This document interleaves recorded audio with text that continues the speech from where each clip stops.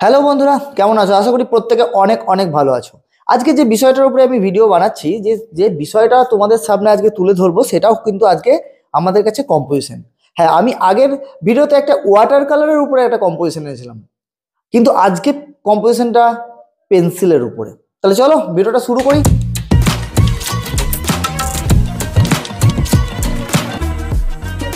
Welcome to my channel motivational art and teaching থেকে আমি অনিরুদ্ধ। দেখো, আমাদের ক্ষেত্রে কম্পোজিশন কিন্তু খুবই গুরুত্বপূর্ণ পার্ট, এটা আমাদের কিন্তু মাথায় রাখতে হবে। আমি আগের ভিডিও থেকে এটা বলে আসছি। ওয়াটার কালারের কম্পোজিশনও যেমনি গুরুত্বপূর্ণ, তেমনি কিন্তু পেন্সিলের শেডিং দিয়ে কম্পোজিশন করাটাও কিন্তু গুরুত্বপূর্ণ। কেনই বা পেন্সিল শেডিং দিয়ে কম্পোজিশনটা গুরুত্ব বলছি, এই কথাটা মাথায় রাখতে হবে আগে। কারণ তুমি যতক্ষণ না লাইট অ্যান্ড শ্যাডোকে বুঝতে না পারছো, ততক্ষণ তুমি কালারে যেতে পারছো না।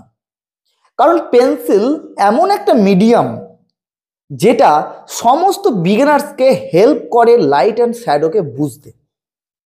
তবে আজকে এখানে আরো একটা জিনিসকে বুঝবে, যে একটা অনেক বড় কম্পোজিশন, মানে যেখানে প্রচুর লোকের সমাগম, যেখানে একটা ফেস্টিভ্যাল, সেই কম্পোজিশনগুলোতে কিভাবে ফিগারগুলোকে ধরতে হয়, ফিগারগুলো স্ট্রাকচারগুলোকে কিভাবে ধরতে হয়, আজকে সেটা তোমরা শিখবে।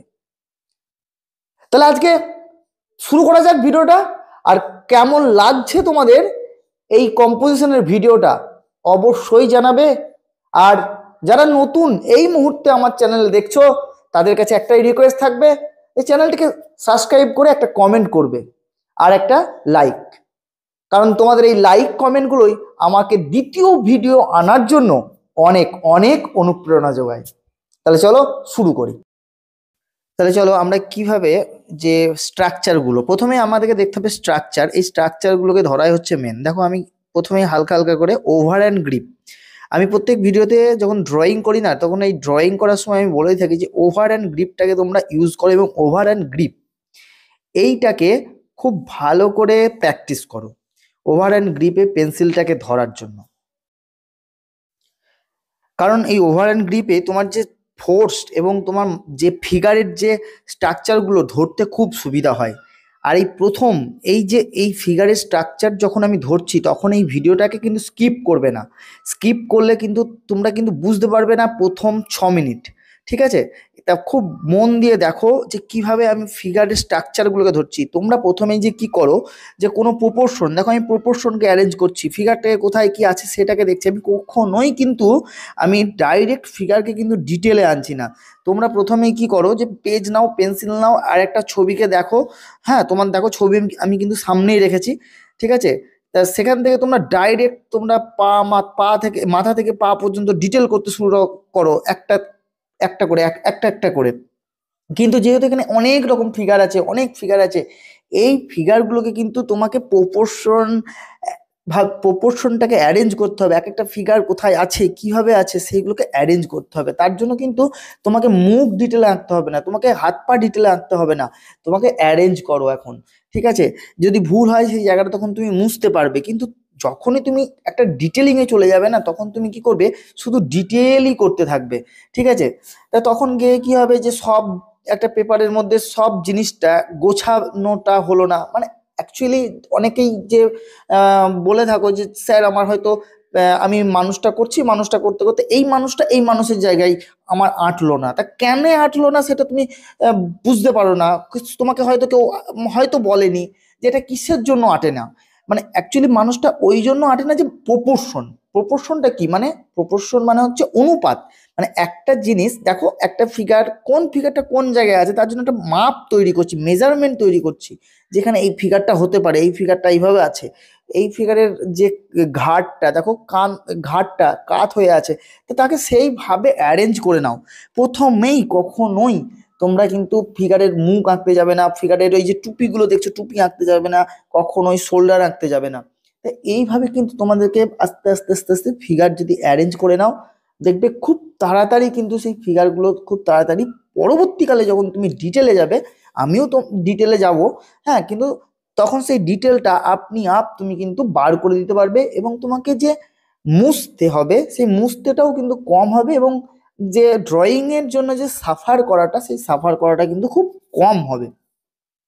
দেখো আমি একদম প্রপোর্শন ওয়াইজ কিন্তু ধরে নিলাম। এইবার আমি আসি কিন্তু ডিটেলিংয়ে। দেখো প্রথম না এবার আসি, তার মুকুট থেকে শুরু করেছি। এবার মুকুট থেকে শুরু করার পর তার আস্তে আস্তে চোখ থেকে আসছি। আমরা প্রথমেই জানি যে উপর থেকে আমাকে করতে করতে আসছি। দেখো তোমাদের সামনেই একদম কিন্তু আমি জিনিসটা দিয়ে রেখেছি কম্পোজিশনটা। এটা জাস্ট একটা ফটোগ্রাফি আমি নিয়েছি তোমাদেরকে বোঝানোর জন্য। ওকে, তা এই যে জায়গাটা, এবার দেখো আস্তে আস্তে আমি এবার ড্রয়িং গুলোকে দেখবো যে কোন জায়গাটা কিভাবে ড্রয়িং আছে, সেই সেই সেই সেই ড্রয়িং এর অনুপাতে আমাকে কিন্তু শেডিংটাকে প্রোভাইড করতে হবে। সেই ড্রয়িং এর অনুপাতে কিন্তু আমাকে শেডিংটা দিতে হবে। লাইট অ্যান্ড শ্যাডোটাকে দেখতে হবে যে এখানে লাইট অ্যান্ড শ্যাডো কিভাবে পড়েছে। আমার এখানে মেন যে ক্যারেক্টার সেটা হচ্ছে গণপতি বাপ্পা, এই গণেশ, এই হচ্ছে আমার কাছে মেন ক্যারেক্টার এবং মেন হিরো। তাহলে আমাকে একটু সময়টা ওখানে একটু বেশি করে দিতে হবে, কারণ ওই জিনিসটাকে আমাকে হাইলাইট করতে হবে।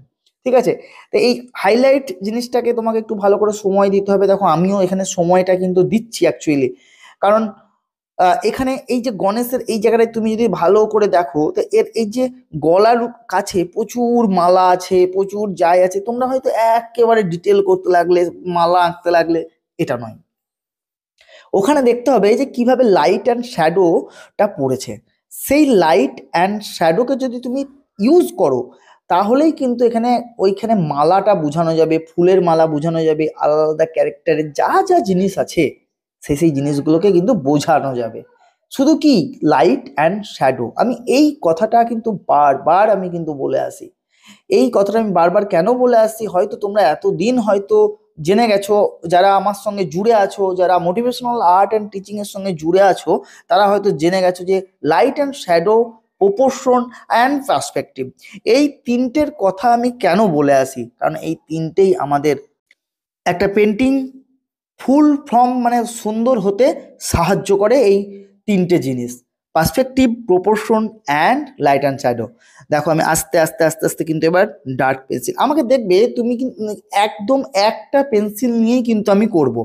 একটা পেন্সিল, তোমরা হয়তো অনেক রকম পেন্সিল ইউজ করো, কিন্তু অ্যাজ এ বিগিনার্স হিসাবে আমি বলবো যে একটা পেন্সিল, যদি তুমি একটা 8B পেন্সিল কিংবা 10B পেন্সিলকে তুমি তোমার মতো নিজের মতো করে কন্ট্রোল করতে পারো, তাহলে কিন্তু তুমি সব রকম পেন্সিলে কাজ করতে পারবে। তোমাকে একটা পেন্সিলেই তোমাকে 2Bর মতো দাগ টানতে হবে, একটা পেন্সিলেই তোমাকে 4Bর মতো দাগ টানতে হবে, একটা পেন্সিলেই তোমাকে 6Bর মতো দাগ টানতে হবে। এইটা কিন্তু বিগিনার্সদের ক্ষেত্রে হয় না। কিন্তু আমি চাইবো যে প্রেসার কন্ট্রোল, কারণ প্রেসার কন্ট্রোলটা তখনই ইউজ হয় একটা বিগিনার্সদের ক্ষেত্রে। প্রেসার কন্ট্রোলটা খুব ইম্পর্টেন্ট একটা ব্যাপার। প্রেসার কন্ট্রোল, এই প্রেসার কন্ট্রোলটাকে আমি একটু বুঝিয়ে বলি, তো মন দিয়ে শুনবে। প্রেসার কন্ট্রোল কথাটার মানে কি? প্রেসার কন্ট্রোল মানে আমি আমার হাতের চাপকে বাড়াচ্ছি এবং কমাচ্ছি। তাহলে আমি হাতের চাপকে কখন বাড়াবো এবং কখন কমাবো? লাইট অ্যান্ড শ্যাডোর ক্ষেত্রে পেন্সিলে দেখো, যখন আমাকে কোনো জায়গায় হালকা করতে হবে তখনই আমি পেন্সিলের হাতের চাপটা কমাবো, এবং যখনই আমাকে ডার্ক টোনে যেতে হবে তখনই আমি পেন্সিলের হাতের চাপটাকে বাড়াবো। এটা হচ্ছে সাধারণ কথা, তোমরা সবাই হয়তো এটা বুঝে গেছো। কিন্তু এর মধ্যেও কিছু কিছু কথা আছে। আমি কেন প্রেসারকে কন্ট্রোলের কথা বলছি, দেখো কন্ট্রোল জিনিসটা কোথা থেকে আসে। পেন্সিলটাকে আমি হঠাৎ করে কমাতে পারবো না আমার চাপকে। আমি একটা ফোর্সে চলছি, যখন আমি একটা ফোর্সে আমি চলছি, পেন্সিলের শেডকে দিচ্ছি, তখন আমি হঠাৎ করে না আমি ওই হালকাটাকে আমি আনতে পারবো না। তার জন্য কি হয়, আমাদের 5টা শেড আছে। কি না, highlight tone, light tone, middle tone, dark tone, high dark tone. এই যে 5টা টোনের কথা বলা আছে, এই 5টা টোনের মাধ্যমে তোমাকে প্রেসারকে কন্ট্রোল করতে হবে, এবং এই 5টা টোনকে তোমাকে বোঝাতে হবে এই পেন্সিলের মাধ্যমে।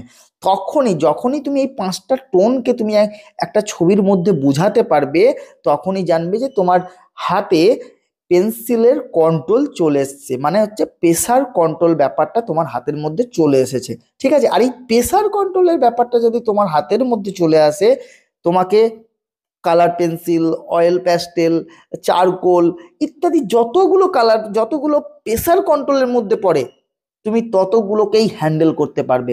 কারণ আমাদের তিনটে তিনটে মিডিয়ামের পদ্ধতি আছে। একটা হচ্ছে প্রেসার কন্ট্রোল, একটা হচ্ছে ওয়াটার ব্যালেন্স, আর একটা হচ্ছে টোন ভেরিয়েশন।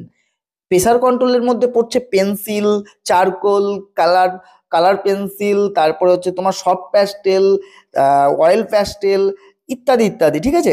আর এদিকে পড়ছে ওয়াটার কালারের ক্ষেত্রে, ওয়াটার ব্যালেন্সের ক্ষেত্রে ওয়াটার কালার, ইঙ্ক ইত্যাদি। আর এদিকে হচ্ছে টোন ভেরিয়েশনের ক্ষেত্রে হচ্ছে কি oil, oil colour, acrylic colour, এগুলো টোনের উপরে কাজ করতে হয়। তাহলে আমরা এখন দেখো ফিগার করছি। এবার আমরা ফিগারটাকে কিভাবে অ্যারেঞ্জ করেছি সেটা তোমরা কিন্তু দেখতে পাচ্ছ।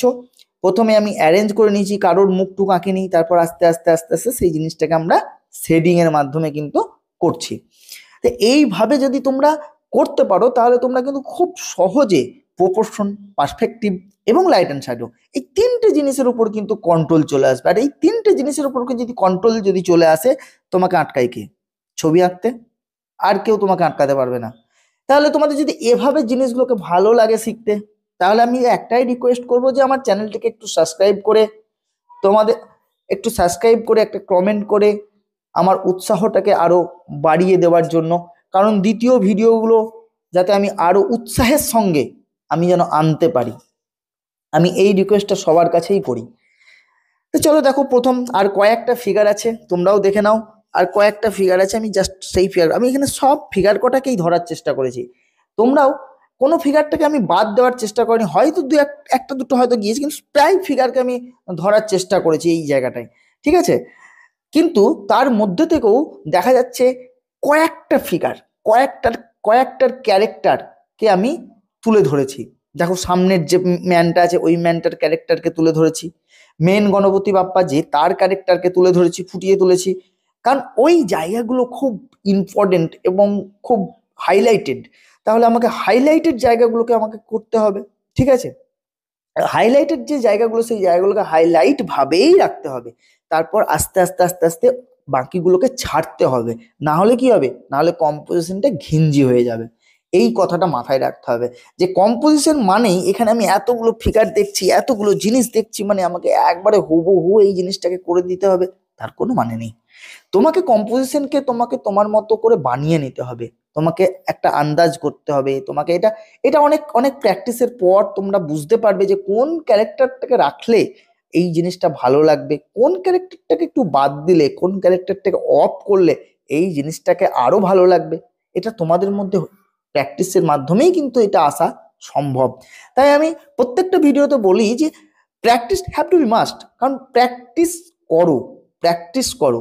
অনেকেই বলো যে আমাদের সঙ্গে হচ্ছে না, আরে বাবা প্র্যাকটিসটা তো করো, হওয়ার কথাটা তো তোমাকে বলবে দিনের শেষে, দিনের শেষে আমরা হওয়ার কথাটা বলবো, কিন্তু সারা দিন যদি আমরা সেই জিনিসটা প্র্যাকটিস করি কেন হবে না? আমার প্রশ্নটা সেখানে, কেন আমি প্রপোর্শনকে বুঝতে পারছি না, কেন আমি পার্সপেক্টিভকে বুঝতে পারছি না, কেন লাইট অ্যান্ড শ্যাডোকে বুঝতে পারছি না? এই প্রশ্নগুলো নিজেকে করো আর কাজকে দেখো। দেখো আমি কিভাবে এই জায়গাটাকে বুঝালাম, পুরো জায়গাটাকে আমি এই জায়গাটাকে নিজের মতো করে একটা কম্পোজিশনকে ধরে আমি প্রত্যেকটা ফিগারের লাইট অ্যান্ড শ্যাডোকে ধরে আমি কিন্তু বুঝালাম, এবং ওখানে ওখানে যে মুভমেন্টগুলো হলো সেই মুভমেন্টগুলোকেও বোঝালাম। জাস্ট পেছনটা ফাঁকা লাগছে বলে একটা গাছ দিলাম, যেহেতু গাছটা ওখানে আছে। তাহলে তোমাদের কেমন লাগলো কম্পোজিশনটা জানিও। আবার দেখা হচ্ছে অন্য কোনো ভিডিওতে।